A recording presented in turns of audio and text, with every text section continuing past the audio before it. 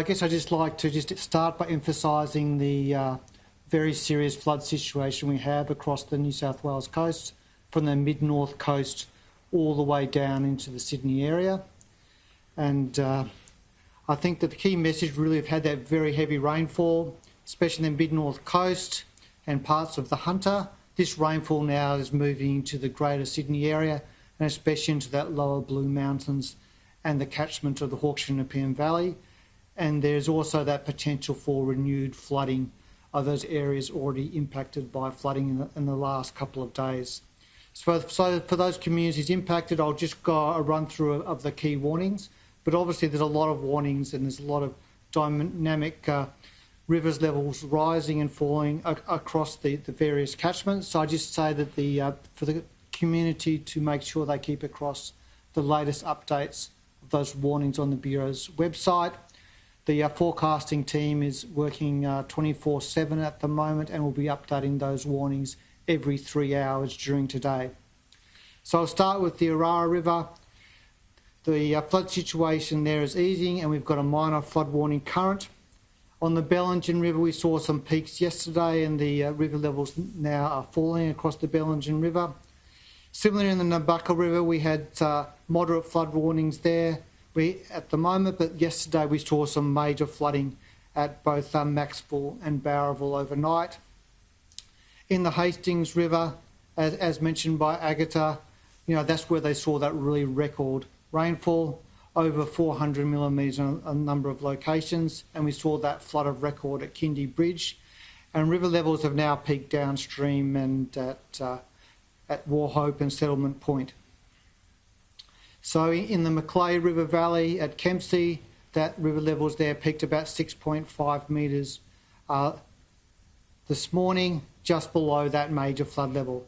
So as you can see, we've still got a lot of communities in that mid-north coast being impacted.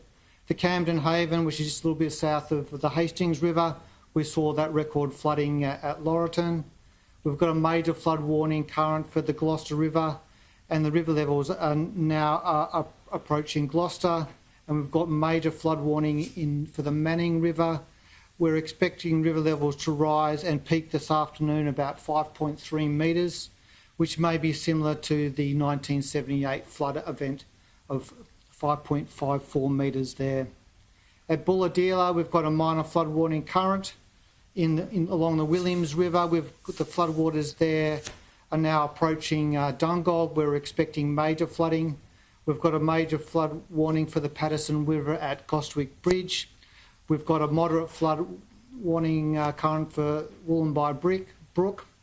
And in the Hunter, we'll probably issue a flood warning for the main Hunter River with some flooding potential at Singleton and Maitland and Raymond Terrace. So I think this afternoon the Flood Warning Centre will issue a flood warning for that impacted area. We've also got a minor flood warning for Tuggerah Lake, and depending upon how the rainfall unfolds today, we might see some minor flooding along the Georges River. But for those people in the Greater Sydney area, I think the area of most concern, both to the Bureau and those impacted the communities, is the potential for very significant flooding along the Hawkesbury-Nepean River. So the Bureau issued a flood warning early this morning, and that was just updated just a few minutes ago.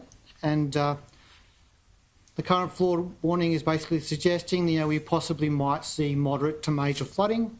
It's still early days because it really depends upon how that rainfall unfolds over the next 24 hours. But looking at our current forecast, we're thinking that it might be similar to the February 2020 event, which had very significant impacts on the community, especially those two bridges at North Richmond and Windsor. But higher levels or lower levels of flooding are definitely possible. So what I just want to emphasise to the public, you need to keep across the current warnings and also the messages from the emergency services.